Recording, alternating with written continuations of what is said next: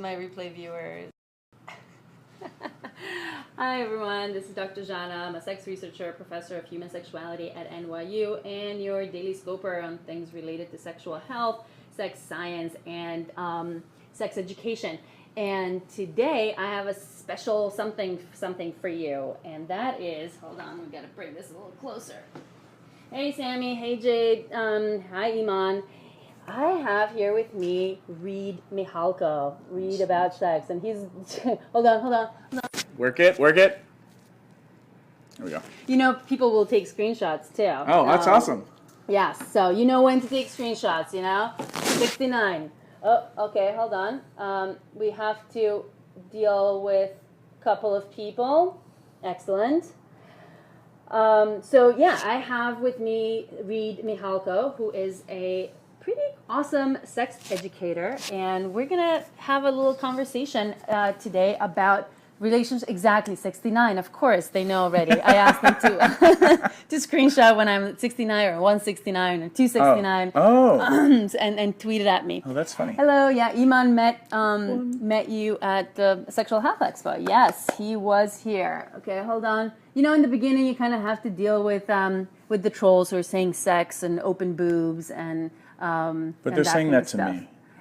I don't think so. And I need that attention. I got attention. the sex geek shirt. Oh, he got the sex geek shirt. Oh, shirt. yay! Yes, Iman. Iman actually got, sex geek. He is the sex geek of the sex geeks, yes. Which is a lot coming from you. As you're like the doctor of sex. Well, yeah, but I'm a little different, yeah. So we're not going to do a Q&A with just anything right now. We're going to talk specifically about getting what you want out of sex or in bed, out of dating or in dating and in relationships.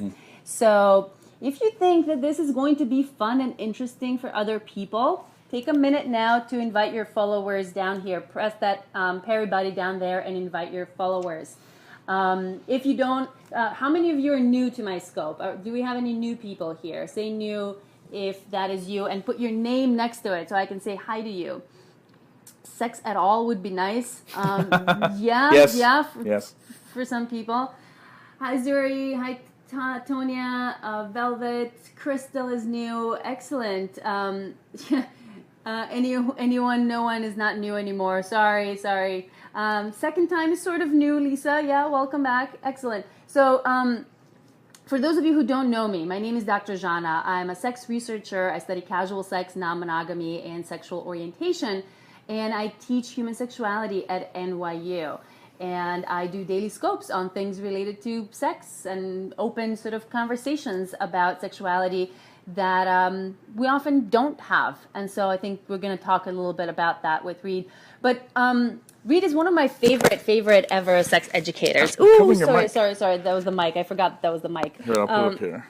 Okay. And then you can hug me, because hugging's nice. Yeah, he likes hugging. There we go. You can find me on all other social media as Dr. Jana, DRZHANA. I'm on Instagram, Twitter, Facebook, and my website, as someone just pointed out, is drjana.com. And how about Reid? Who's Reid? Tell my audience who Reid is. Hugs are nice. I know. I love hugging. So it's great to hug. He's like a little bear. Well, and the part of my X-Men origin story as a geek is that in this very apartment where we're sitting in right now is where I launched a workshop called Cuddle Party in 2004, which was an intimacy workshop, a communication workshop around non-sexual touch and affection. And it turned into a huge news story. And you can go to cuddleparty.com and click on the press page to find out about that. But basically, the news story was New Yorkers are paying money to cuddle. The world must be ending. And everybody, except for the New York Times and Life magazine, who was considering covering it, almost everybody covered it. And I was on Montel Williams and Tyra Banks. We were in People magazine. Weren't you in Oprah too? I did Oprah stuff later. Okay. But basically, that launched my career as somebody who geeks out talking about touch and intimacy, which cuddling is the non-sexual side of it, right? And then there's sex. And eventually I would go on to start teaching more sexually explicit stuff because the communication skill sets are very similar. Being able to ask for what you want, non-sexually are a lot of the same skill sets and muscles, so to speak, for asking for, you know, the kind of blowjob you want, or the kind of cunnilingus, or, hey, I'd like to explore this thing in sex I haven't explored before, which is also very similar to, hey, honey, I think I'd like to take this job in another city. Can we talk about what that would be? So for me as somebody who loves sex, and we're friends because of a lot of your projects, as a sex geek, the communication piece, if you want to get laid really well, or if you want to have a really healthy relationship, whether you're monogamous or poly or swinger or kinky or vanilla or whatever, the communication skill sets are the same. And when you have those skill sets and can be courageous in asking for what you want, that stuff translates to the boardroom, to, you know, telling your doctor, no, I want this procedure, like those skill sets and that courage. Is key. Someone was saying we have cuddle parties in the Netherlands. Yes. Yay! The cuddle party has spread. I think it's called Kushel Party there. Kushel Party? I think so. I could be wrong. Are we pronouncing that right, Velmud? Is it Kushel? Kushel Party? Projects is an interesting choice of words. It is projects, yes. I mean, it's, you know, what I've been working. So I was actually at Sex Geek Summer Camp, this 5-day event that Reid organizes for sex educators who want to turn sex education into a business of some sort. So that's kind of how we met. And I've gone to his workshops, and or some of them. He teaches a lot of different ones. We have not had sex. Someone was asking if we've had sex. No. Hey, I'm married. Married people don't have sex with other people. Wow. You all know that's not true. Don't hit the camera with your nose, Pinocchio. You can read what they're writing? Oh my lord, I'm so old, I can barely see it. You got like eagle vision. Well, I've helped. Yes, but no, we actually have not had sex. Okay. Just saying. Yet. I told Reid he has to get a 6-pack. You all know how much I love 6-packs. Yeah. So right now I have a keg. I have a mini keg rather than a 6-pack. Yeah, mini kegs don't work. Don't work. For you, for a lot of people, it's just more to love. I hear he's very popular with the ladies. I am, and in the media. So my website's readaboutsex.com. And if you go to YouTube, I have a YouTube channel where I share a lot of relationship advice, but I also have some dirty storytelling stories on there from an event called Bawdy Storytelling, BAWDY. And so if you want to learn more about just how slutty I am and how you can have sex with a lot of people if you want and not have people mad at you, which are really useful skills even if you're monogamous, or even if you're a virgin or asexual, like how to be yourself and not have people mad at you, for the most part. You're not going to please everyone. Sure. Then you can check out my YouTube channel, Read About Sex, and check out some of the body storytelling, because there's some spicy stories. And maybe someday you'll be in one of them because we'll have sex. Oh, God. Yes, the no 6-pack is more huggable. You are absolutely correct.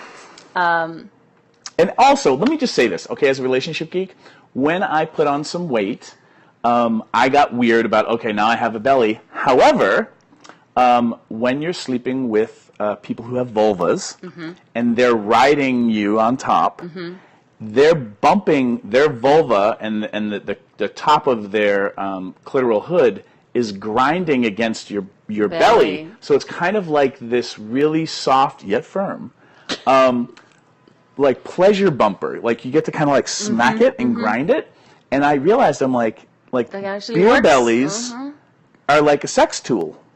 It's like a sex toy, a free sex toy that you carry around. Yeah, if you know how to use it, and then you can use also missionary position. It can work really well. So I started geeking out, of course, and there's some other interesting positions. I'll use that selling point. So yeah, exactly. No, it's totally true. And then you can feel better about your beer belly. Like it's just it's the bumper for a love machine. That's all that is. It's kind of like a Sibian. Yeah, exactly. But it actually helped me feel better because I was a fat. You just labeled your belly the pleasure bumper. The pleasure bumper, exactly. It's like a ride at Disney, but different. or Six Flags, or 69 Flags. So the thing for me was it actually helped me like get over some of my weirdness about just putting on weight, and love my body more. And when you love yourself, regardless of whether you have a six-pack or not, because I know some people with six-packs who hate themselves. Sure, yeah. They're not fun to be around, or for me. I mean, maybe for you they're fine.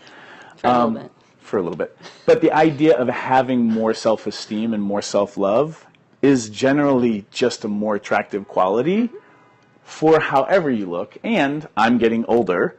I will continue getting older. So it works. It's smart for me to learn how to love my body now because I will age. I'm not always going to look like this. Yeah. And it's a good skill to find pleasure in your body, whatever size and shape it may be, for sure. People are saying you should have this guy more often. I haven't laughed so hard in a while. Y'all, if you think this is fun and interesting and other people would like to see it, click that Perry Buddy down there and invite your followers here on Periscope or on Twitter or on Facebook. It's called the Perry button? Perry Buddy. Perry Buddy Perry down Buddy. here. Or, alternatively, swipe up on Android, swipe from left to right on iOS, and that's how you can invite your followers too.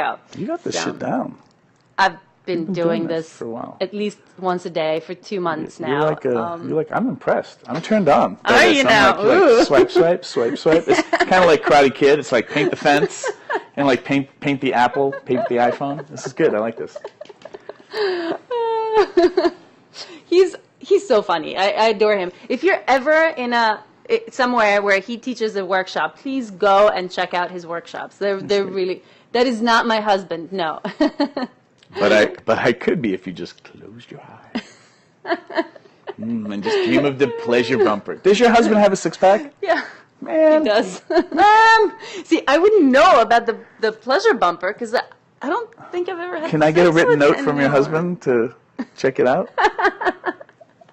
What sign are you, belly man? Belly man. Now I'm belly man. I am an Aquarius, and I'm not. I don't know astrology, so I think I gave somebody the wrong birth time. But they said everything that I could have in Aquarius is in Aquarius, which I don't know how common that is, but I'm apparently like an Uber Aquarian. Uber Aquarius. Okay, you could tell he's Aquarius. All right. So, so how do you get what you want in bed and relationships? Well, if I had to just give you 2 bits of information, the first bit is you have to learn how to ask for it. Okay. And that just means being able to put things into words, because getting what you want in bed, the easiest way to do it is to ask. It also happens to be the scariest way. But body language and hinting, those things don't really work well when you actually, and you as a scientist, like when you study hinting as a means of communication and satisfaction over time. Direct communication in most cultures, there could be cultural differences, yeah, sure. But in most cultures, being clear and direct, and still nice, like you don't have to be mean about it, but being clear and direct always increases your odds, even if what it means is you get clear that you and your current partner won't be doing that. Right. So then you can choose whether you want to stay in that relationship or not. If it's really that important to you, then you can transition that relationship and then get into another relationship where they actually do want to have that. Which is my second point, if I had to boil it down just to 2 points about how do you get what you want. The second point is what I call date your species, which is as you get clear, make sure you're picking people who love who you are as a person and what you're into. So if you're someone who's super slutty, you probably shouldn't date, I don't know, someone who doesn't want, sex with more than one person ever. So for me, I'm polyamorous, I'm queer, I'm a super slut. I sleep with a lot of people. Super slut. Whatever a lot of people means to you, put another 0 on the end of it. Ooh, really? Yeah, it's a lot of people. And that, again, like I'm not 69. That was the perfect moment for 69. But at the same time, like I'm not bragging. What I'm really trying to tell people is like, one, you can be this dorky and still get laid, and have a pleasure bumper. and still get laid. and get laid well. Super belly slut. But super belly slut, exactly. .com, quickly get it. But then the other thing is, you being you is what we need in the world. Like me, just because I'm promiscuous doesn't mean I'm more evolved than somebody else. What's evolved is that I surround myself, for the most part, and date promiscuous people who like to be promiscuous the way I like to be. So there's no argument. Like we agree. So your situation of like, me dating somebody who's monogamous, I'm only going to drive them crazy, and unhappy. We're both going to be unhappy. Yeah. If I wanted to have kids, I wouldn't date somebody who's really clear that they never want to have kids. It doesn't. The math doesn't work out. And the old paradigm, the old version of relationships was if you found a good person, you never left them. Or love conquers all. Yeah, and it kind of doesn't in this day and age. Like love conquers all. One is a romantic fairy tale, and we could go into the history of literature and when love was romanticized. However, staying together till you both die, really useful when you're settlers and you live on the wild frontier. And there's no one else. Yeah, and then you have a bunch of babies so that they can carry on the farm when you die, right? Nowadays in modern society, happiness is a really big part of relationship satisfaction, whereas 150, 200 years ago, 900 years ago, happiness was a bonus. Oh yeah, that was a luxury. Yeah, it was a luxury. So it was not a necessity. And nowadays we see it as necessity. We want to be happy in our relationships. Yeah, absolutely. And relationship advice hasn't recalibrated to modern times, so we still have this love conquers all, but in reality, when you do the math, it doesn't. Yeah, you need compatibility. You need to be dating your own species, in order for that to last. Because you can have this crazy, passionate kind of falling in love infatuation that's going to go on like right now. Oh, the chemistry. The phone's going to melt. But that's not going to last, right? It's not going to last more than, whatever, a year or two. And then if you try to build a long-term relationship with that person, if you're not compatible, love is not going to conquer that. Yeah. Yeah. And then it creates a lot of stress. Then you think your relationship's broken because love isn't conquering everything. Then all the shame comes up. And so really I would just advocate like shake up the Etch-a-Sketch of cultural relationship ideas and start with a fresh drawing and start really learning how to ask for what you want and start dating or hanging out with. Because this works for friendships too. It also works for business relationships. Like start a business with somebody who wants to start the same kind of business that you do, so that you're not fighting about stuff doesn't need to be there. Just buy a six-pack from 7-Eleven. Not that kind of six-pack. And tape it to my stomach. That's awesome. That would actually, if somebody did that would work on me. I'd be like, yeah. Especially if it's a porter or a stout. I'm like, yes, this is on. Someone earlier asked, so how do you tell your partner that nicely that you're not pleased, that you're not sort of satisfied? So understand, I used to be, and I still kind of am, I'm very insecure. It's just that the difference now is I'm really secure with how insecure I can be. And that changed the game for me. So as a geek, there's a thing that I created called the difficult conversation formula. And it's a script that you can work through to learn how to have a difficult conversation. So when you're displeased, there's a way to be really kind about how you talk about your displeasure.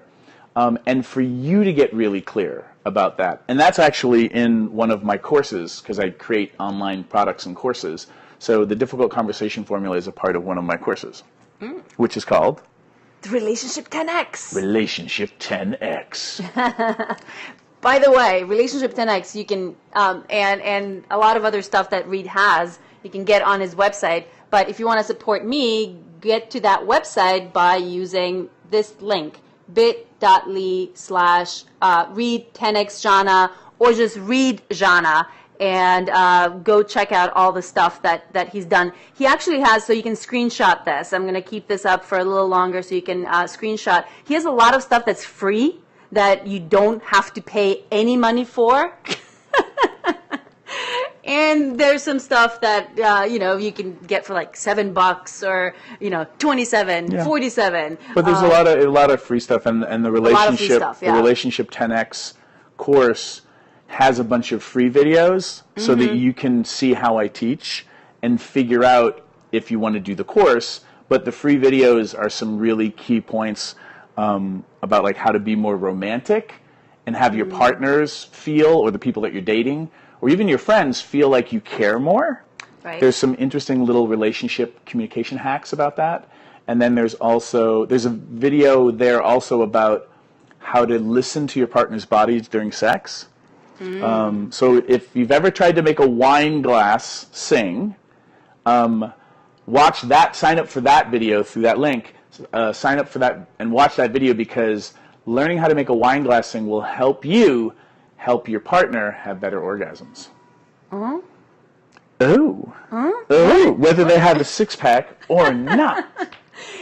Yes, of course. The six-pack has nothing to do with whether you can make someone come, obviously. And I would probably venture to guess that, a lot of people without six-packs are better lovers than a lot of people with six-packs, because the ones with six-packs think, I don't need to do it. It's like the big cock kind of thing.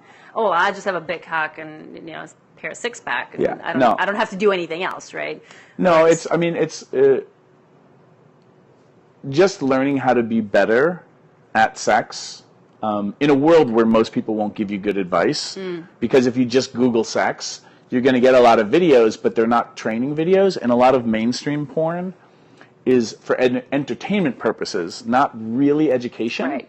And the joke porn. and the joke I say is trying to learn how to be a better lover from watching mainstream porn is like trying to learn how to be a better driver from watching The Fast and the Furious. Except that we know we're not supposed to watch Fast and the Furious to learn how to drive. When you don't get good sex education, the default is you look at porn and then you think you're supposed to treat people's bodies that way. Mm-hmm. And the thing about porn is, a lot of my friends who are porn stars, they're basically like Olympic athletes when it comes to sex. So, We've heard that one before. I've used that, right? I've taken it from him. Aw, thanks. But it's the like,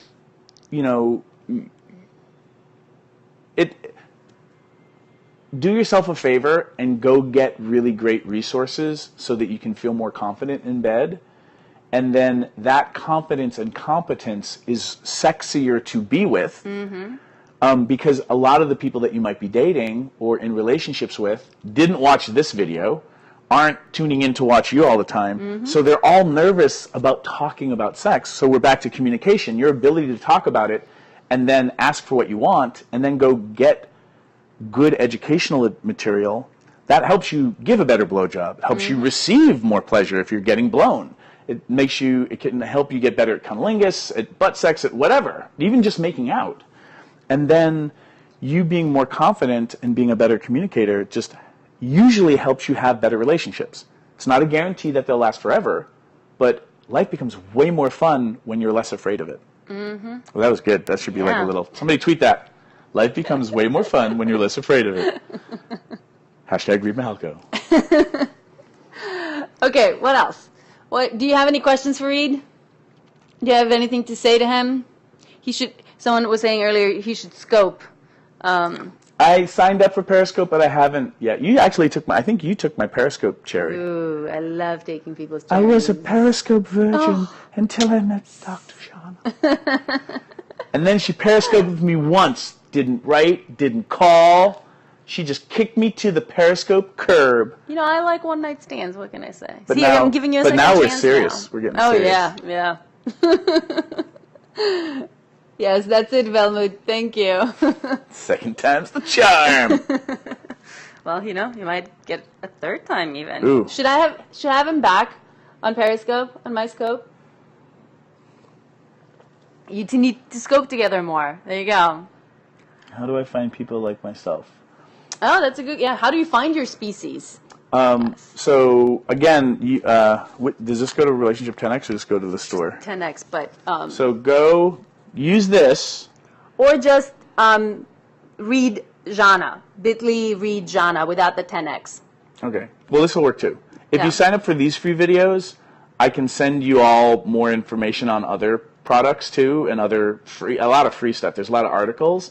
But go on, use this link to sign up, and then finding people like yourself. Once you get clear about what you're looking for, like who you are, then just email me. And I can point you maybe in directions. Like if you're kinky, I would say check out FetLife.com. If you're polyamorous, there's a couple of different places to go for that. Swinging, there's a lot of different websites. Cassidy.com with a K is a great website. I know the people that started that website. So you can start to find your species, even if you're like, I'm Christian, I want to have kids in a year, I'm monogamous. Like, there's a way to find those people too. And again, it's what's evolved is you surrounding yourself with people who love you for who you are, not trying to fix and change everybody. Figuring out who you are, that has evolved. First, and it's knowing what you are, accepting what you are, and then finding people that you can be yourself with. And it's also okay to not know who you are yet, and to be one thing, and then 15 years later to change. Like, that's okay too. Like, you're a living, breathing human being. You're allowed to change. It's okay. Because I think people beat themselves up over that too. Yeah, there's a lot of, I see people kind of negating their previous selves after they've changed and now they want something else, and they're like, yeah, that me 5 years ago, that wasn't really me. That kind of doesn't count. And I think that's sad. I think it does count. It's okay to be different today than what you were 5 years ago, and that's all part of who you are. Where would we be if Madonna stayed the same? Because Madonna changed her look and her whatever with every album. Look at how much more beautiful the world is. So give yourself permission to change, just like Madonna. To be Madonna. Strike a pose. Weren't you in... so Reid, some years ago, how many years ago? How many of you know Salt and Pepper? The rapper band. The three women called Salt and Pepper. Me. Okay, so you should watch... What's the video? So go on YouTube and watch the Nun... Cowboy. That's Vera. Oh, hi, Vera. Go on YouTube and watch the None of Your Business video. And that was shot in 1992, I think. Or 94. I think it was 92. That's a long Go watch time ago. the None of Your Business video, and I am the cowboy at the end, and that's when the beer belly was up here and it was all muscle. And I didn't have a six-pack. I had one, but I wasn't super, super lean, but you could see it. But I was huge.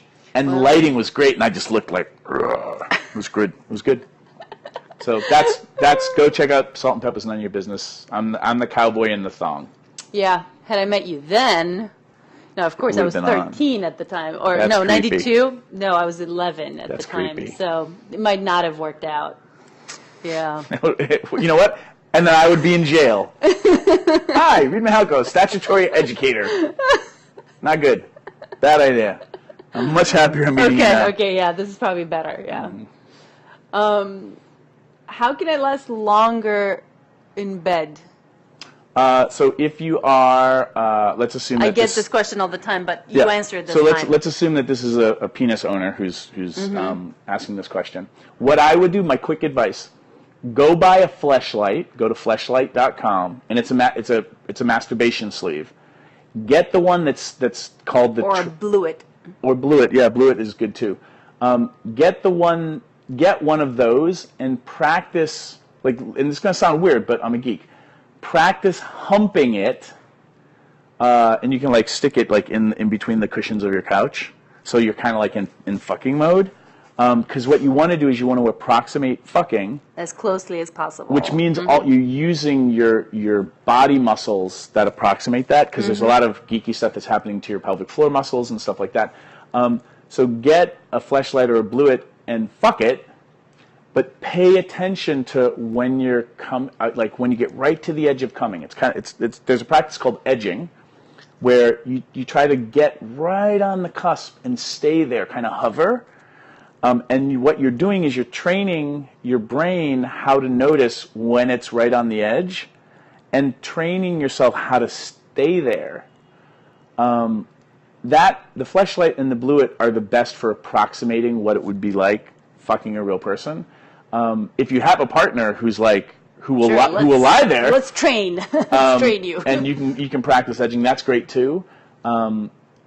But then the other thing that's really been useful and was super useful for me, and I learned this from Nina Hartley actually. Oh, yeah? I call She's this another great sex educator and porn star, and has a lot of instructional videos and that kind of stuff. Nina's so check awesome. her out. No, Nina Hartley is awesome. So basically, what I would call it is it's your orgasm braking distance. It's like with a car. Remember in driver's ed, like you have to stay 3 car lanes behind somebody, because if they slam on the brakes, you need enough time to be able to slam your brakes on. So as a sex geek, there's a difference. Let's say that 10, on a scale from 1 to 10, 10 is when you start coming. There's no return. There's no turning back. There's a big difference going like 7, 8, 9, 9.5.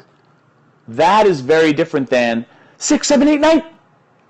If you get really turned on really fast, you can't brake, you can't pull back, and you just kind of skid over the edge of coming, and then all of a sudden you're ejaculating. So edging and learning like your braking distance, because what'll start happening is if you start getting really excited, you know to back off really fast so that you don't just skid into coming. Those two things help me a lot, and that's what I would do. Awesome. Cool. There you go. What else? Anything else? Oh. Go here. Oh, I'm sure they have. No, I'm practicing my periscoping. So screen capture this, and then what do they do with it? Then they share it? You go on it. Yeah, but they screen capture it so they can get back to it. Yeah, because otherwise but there's no way to... But they could screen capture it and then post this screen capture on Twitter, couldn't they? Yes, they can. In fact, you should. You could totally tweet it at me and I'm at Reid About Sex. Reid About Sex. Yeah, REID. So Reid's handle is in the title of the scope. So you.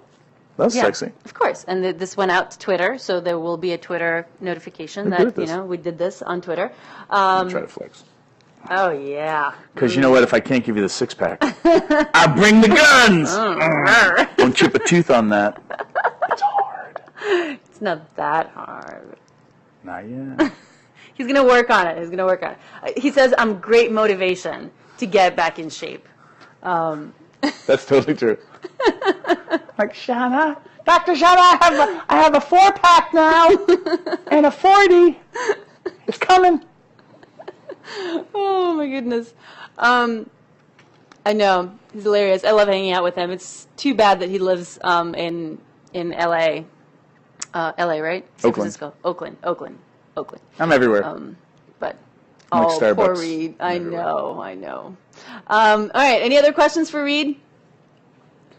Anything you'd like him to answer? He is a character, indeed. Or you want to say to him, is non-toxic PVC material good for sex toys? Non-toxic is better.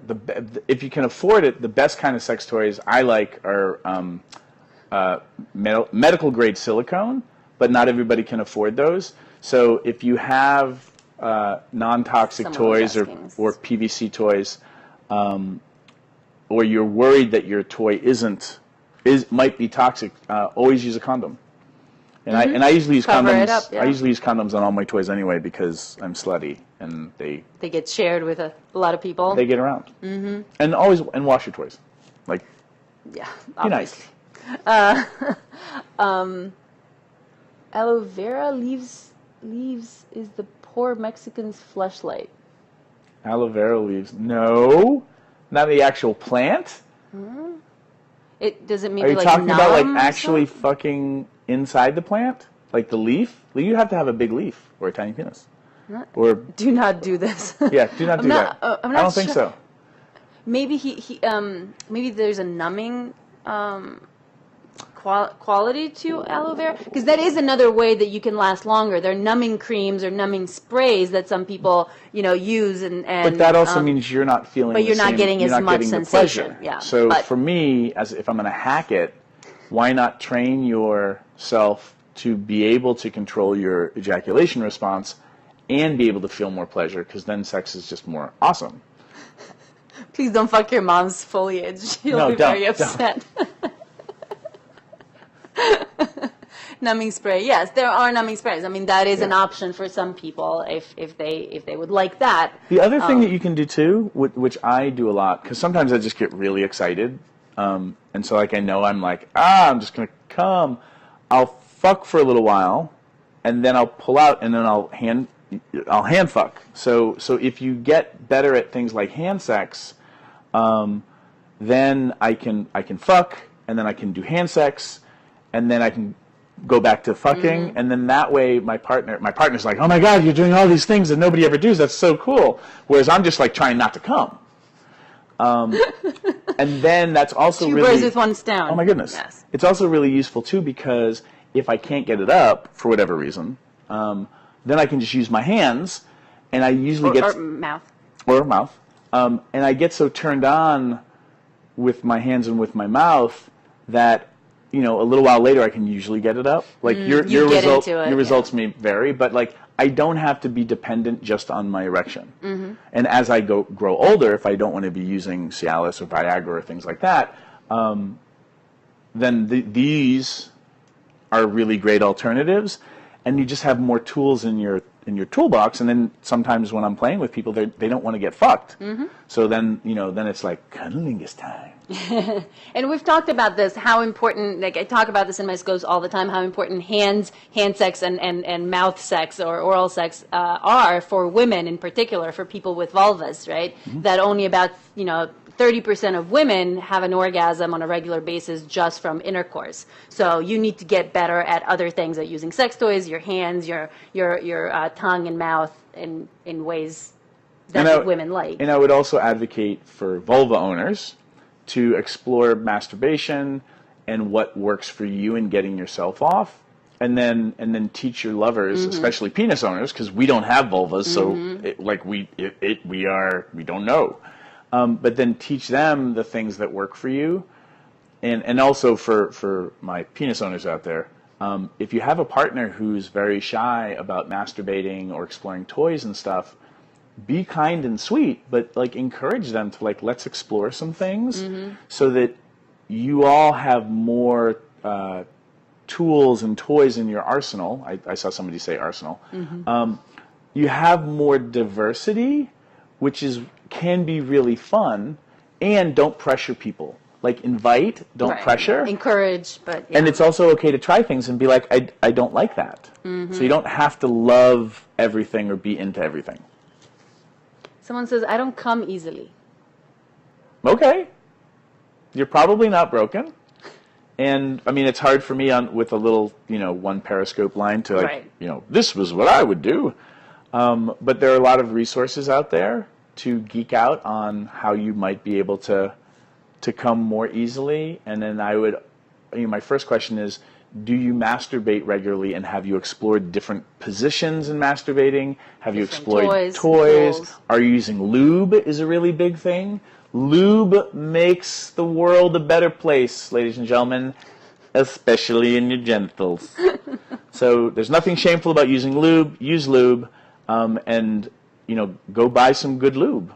Don't rummage underneath the kitchen sink for something to be lube. No. Go buy personal lubricant. Mm-hmm. We've talked about that. What's your favorite? I like water-based lubes. I don't have a particularly favorite brand. As a sex educator, I have the blessing of all these companies send me lube. Sending free, so I just have a lot of lube at home. But I like water-based ones because silicone feels like something's still on my cock after, mm-hmm. and I don't like that. No Crisco, please. I mean, if you're not using condoms. Yeah. Well, there's a lot to learn. So no oil-based anything with condoms. And please, unless you're fluid bonded with your partner, use condoms for penetrative sex please, please, please, because anal and vaginal, from a safer sex perspective, using condoms just is the one thing you can do that makes sex way more healthy. Way more healthy.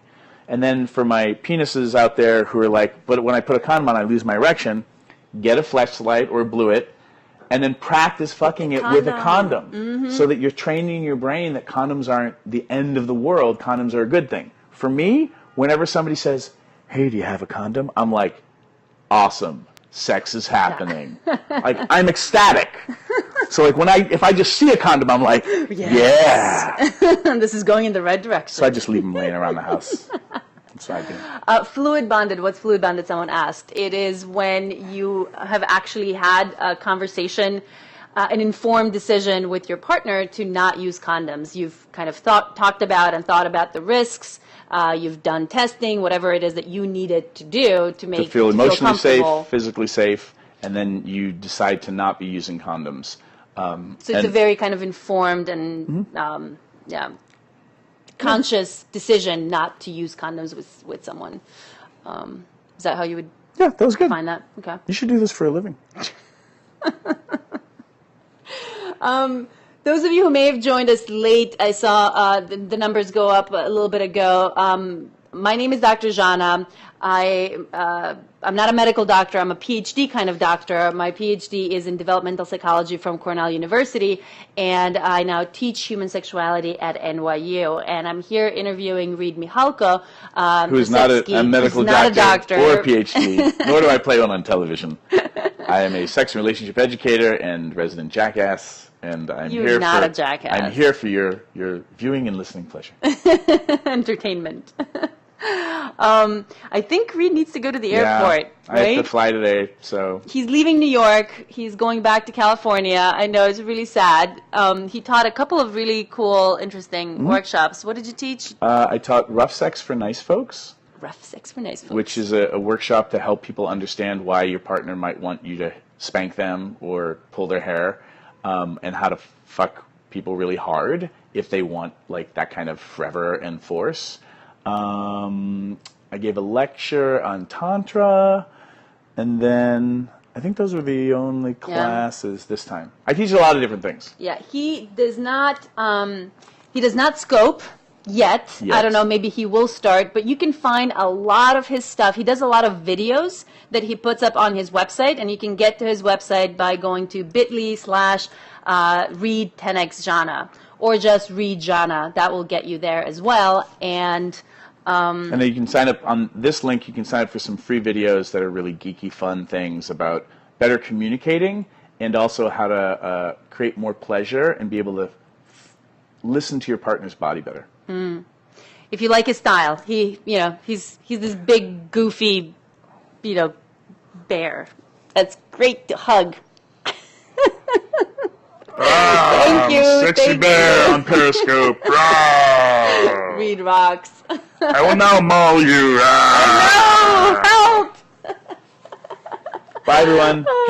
Thank you so much. This was fun. I'm not sure if I'm going to come back tonight. I might do another scope tonight. If not, I'm going to see you tomorrow morning. We're talking around 10 or 11 a.m. We're going to talk about a new sex study that just got published. That's one of my favorite. And I completely forget what that study was about because, I don't know. I forget what it was about. But I'm sure it's going to be something fun and interesting. Her with my bear-like He's totally qualities. distracting me. Oh, no.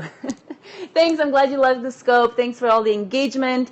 Check out Reid Mihalko on Twitter, right? Read about sex, REID, about sex. Pretty much everywhere, Instagram and whatever. Yeah. His handle is in the scope title. So connect with him. And, yeah, I will see you tonight or tomorrow morning. Bye.